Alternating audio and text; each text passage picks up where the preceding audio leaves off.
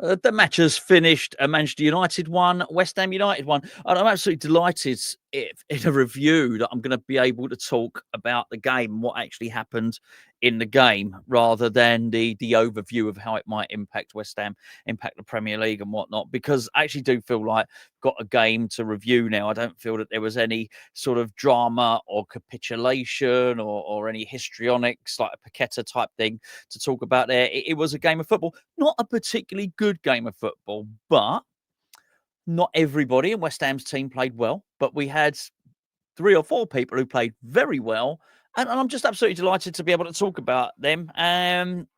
We deserved that draw. We really, really did. And I have to say this, you don't have to believe me or not, but there's enough of you been watching, hopefully, watching me doing this YouTube malarkey for long enough to know that I'm telling the truth here. I wouldn't have been, I still would have had positive things to say if we'd have lost, but we deserved a draw. There would have, if we'd have lost, I would have still said, "Hold on a second, there's a few glimmers here. There's a few things to hold on to." Everything that I've been saying for the past few days is still absolutely true. The squad that Nuno Espírito Santo has got is shocking. It's shocking. It's a dereliction of duty that the ownership has handed him. This squad. Whinges for another day, though, and we will whinge about that on another day. But I only highlight that to say he had nothing he could do. There was almost practically nobody to call on in attack. Poor old Callum Wilson's had to play 88 minutes, something like that. I'm expecting he won't play against Brighton. How can he with his injury record at his age? But let's talk about the positives. Let's go through the team here. I think I can only remember one really important save that Alphonse Areola had to make. It was a dipping shot, very good shot. It would have been a hell of a goal from Brian Mbeumo. Great tip over the bar from Areola. Aside from that, couple of good punches from corners. We were defending the corners so much better now. Their goal, Manchester United's goal, they got lucky. We defended really, really well. They got a lucky deflection. There's no doubt about it at all. It was actually Fernandez who had tried to block the shot, and it ended up being deflected. It deflected off him and went into the danger area, and they scored. And it was I think it was Dalot. It was a well taken goal, but it would have taken it. We defended really well. We just protected the goal well, and there was a lot of people responsible for that. There was a lot of blocks, a lot of interceptions, a lot of headers away, and a central defensive partnership which looked pretty damn good. And in particular with Jean-Claire Todibo, he looks mustard. He's getting better. I never thought I'd ever say this. He actually looks fast as well. There's one point he was in a sprint race, maybe in Buemo, something like that. Just did really, really well. It was a pretty damn good battle between Xerxes and Mavropanos. But in terms of central defenders, Todibo was standout again. Absolutely brilliant. And he's really given us something going forward. He's starting to look like the player we thought we'd sign. Jif struggled against Ahmad. Really struggled against him, Amad Diallo. I was surprised to see him come out for the second half, actually, because he got on a card. He was on a card early for a sort of foul for fouling Diallo. Anyway, I preferred, in the defence to really focus on Todibo and Obi-Wan Bissaka, who was back to his best. He was outstanding. He was absolutely phenomenal, particularly in the first half. It was just the best. It was a brilliant run at the start of the game. Our first attack was created by him and a bit of Thomas Soucek, who was playing on the right-hand side, weirdly, actually. But Wan-Bissaka was brilliant. Everything you expect to see from him was there. The go-go gadget leg, the tackles, the blocks, all the stuff. Very, very good. Just he's about to go off to the African Cup of Nations. He looks like he's hitting his stride. But yeah, impressive. Him and Todibo were obviously the pick of the defenders there. I can't contain my excitement any longer about talking about Soungoutou Magassa. I do my player ratings as the games going on, so I can just publish them really, really quickly, and they're not they're instinctive player ratings, and I sort of try and get them wrapped up so as I can finish finish near the end of the game, come down here and do the video. And even before he'd scored the equalising goal, I already had him as an 8 out of 10.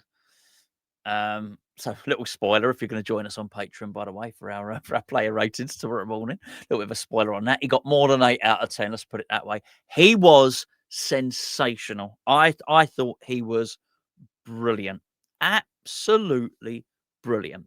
And by the way, let me take this opportunity because I'm not going to. There's no sponsorship. I'm not going to show you any beers or VPNs or anything like that at the moment. We'd really appreciate if you go and give us a little support on Patreon, which is basically our third Hammers Chat channel. I'm not going to give it a big spiel. The link's in the description below, or you can just Google Hammers Chat Patreon. You can support us. The lowest tier is £3.60 a month. We've got loads of stuff on there, loads of extra content. We'll be doing player ratings tomorrow, loads of competitions, ticket giveaways. Funny enough, we gave away 2 tickets for the game at Old Trafford tonight. So, and they won't be the last either. So we'd really, really appreciate it. But a great way for you guys, in fact, the best way for you guys to support Hammers Chat is on our Patreon. And yeah, if you have signed up, then I'll see you tomorrow morning for the player ratings. There's going to be some good ones, and some not so good, but nobody let themselves down in that West Ham team today. Everybody tried their heart out. I think there was a bit of lethargy, some lackluster performances I felt against Liverpool. There was none of that. Even the players that didn't play particularly well, maybe, like Juve, maybe players that played out of position, was never going to be able to do anything on the right wing, which is pretty much where he played a lot of the game, given his skill set with Thomas Souček. He still gave everything. But anyway, back to Magassa. I'm actually buzzing about this guy.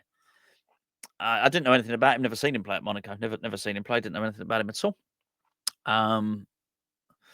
First time I saw him in the flesh, I was at the Crystal Palace game. I had seats because of our wonderful sponsor, ETC Sports. I had seats right by there, right in the front row, and he was right in front of me. Oh man, clumsy, awful, just looked awful.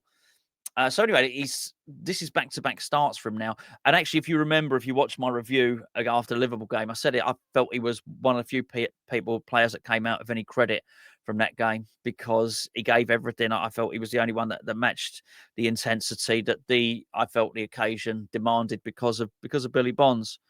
He stepped up a level again today. I thought he was absolutely magnificent. I thought he was the best midfielder on the pitch. I'm not suggesting Bruno Fernandes, different types of players. Bruno Fernandes, a wonderful player, of course, but everything looks to pass forward. The timing of the tackle. You saw that tackle he did against Liverpool where he got a yellow card for it. It was just a beautifully timed tackle. It was never a yellow card. There was lots of that in this game. He never stopped running, never stopped fighting. He's a good player. Lovely run forward, actually, with a good shot before he scored. And then when we equalised, we've been terrible at corners. It's funny, actually, because Gio had spoken to me before. Funny, I was in a Patreon video and he was talking about Freddie Potts's in-swinging corners. I got that right? Yeah, he don't like his in-swinging corners because I hit the first man, but he likes his out-swinging corners. Well, he wasn't taking out-swinging corners because Bowen was taking them from the other side. So we were just getting in-swingers, in-swingers all day long, right? So we only got the bad Freddie Potts corners. And Bowen was no better either. Irving came on with Kante.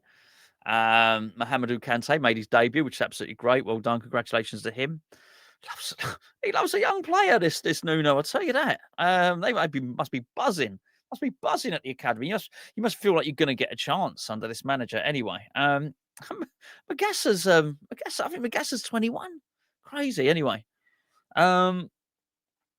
Lovely corner from Irving. Caused absolute havoc in the Manchester United defence. And no, someone cleared it off the line. It wasn't a goalkeeper. But anyway, caused absolute havoc.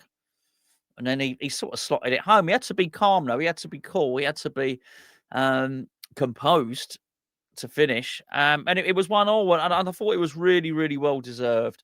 Really well deserved. Sorry, just looking at the time on there. I thought Freddie Potts played really well. Really, really well. Very, very important tackle. I'm thinking it was on Mbuemo when it was 0-0. It kept it at 0-0. quite sure about that. Some good blocks. There was a really good block by Thomas Soucek, really good block by Fernandez as well. Yeah, got to go back to Todibo as well. So impressed with him. So, you know, the standouts in this game were, with Todibo, Wan-Bissaka, and Magassa. Very, very, very good. Very good. But Potts played decently. It wasn't quite at their level, but played good. And I said this during the week that I thought we could get something at Old Trafford if we had a few players that would play 7 out of 10 and above. And I think I said something, I can't remember. I think I said something like 4 or 5 players. If we can get that, then we'll do something. Not everyone has to be at that level, and we did. We did. We had that, and there was some lower marks, which you'll see if you join us on Patreon tomorrow. But that was cool. Everyone tried. Everyone tried. Bowen was close to doing something, but it never quite happened for him. But he kept trying, and that was a very, very different level of effort from Bowen than we saw against Liverpool. And whilst nothing quite happened, he just sort of didn't quite have the cutting edge. He was in the game, he was involved, and that's fine because you know that stuff comes. And when he gets his next goal, you know there'll be another one that follows. And you know, on another day, he possibly could have had an assist actually. Nice dribble, nice ball across the face of goal. We were okay. I've got to tell you, we were okay. Well, I think we had 10 shots, 2 or 3 on target. Such a crap squad. And I don't mean we got crap players. I mean the composition of squad. They've got no attackers. We've just got no attackers. It's horrendous. Honestly, he's actually done quite well today. Bear in mind, we've got no wingers on the bench, no strikers. Okay, Callum Marshall was there, but it wasn't. Callum Marshall's a good player and he will be a good player, but not to play the isolated striker, which is what we wanted. And so actually, he had Mahamadou Kante play as a right winger. He came on for Thomas Soucek, had played on the right wing. He's just trying to get anyone he can to shoehorn in there. I hope we can stay in touch. I think if we can get some wingers, I think if we can get a fast striker as well, we got the makings of a decent counter-attacking team, actually. The defence is improved. Never mind improving. He's improved the defence. He's improved the corners. It's a young midfield. Isn't it funny? Last season, we were the second oldest or the oldest squad in the Premier League. God, Freddie Potts 22, Fernandez 21, Magassa 21. What is Kante? Is Kante 20? So 19, 20, 21. Crazy stuff, really. We've got like a young, vibrant midfield there. Very, very, you'd probably tell, very happy with Magassa. Probably, yeah, really, really pleased. Really, really pleased with that. Anyway, wasn't a great game of football, but it was enough. It don't take much, does it? You're just looking for little snippets, little glimmers of stuff that you can enjoy, and it seems a lot better. Felt bad after watching the Leeds game, but it feels a lot better. I'm not necessarily saying, oh, that's it, we're going to avoid relegation, or who knows, it's going to be tough, it's going to be tight. But at least I've seen now that we've got some players with some ability. We don't have an attack. We've got a chance to rectify that in, what's the date, is it? 4th, okay, so in a month's time. Got a chance to rectify that, right? We've got some good players, got a good midfield. Anyway, there you go. I'm going to love you and leave you there. Thanks for tuning in. I'll catch up with you tomorrow.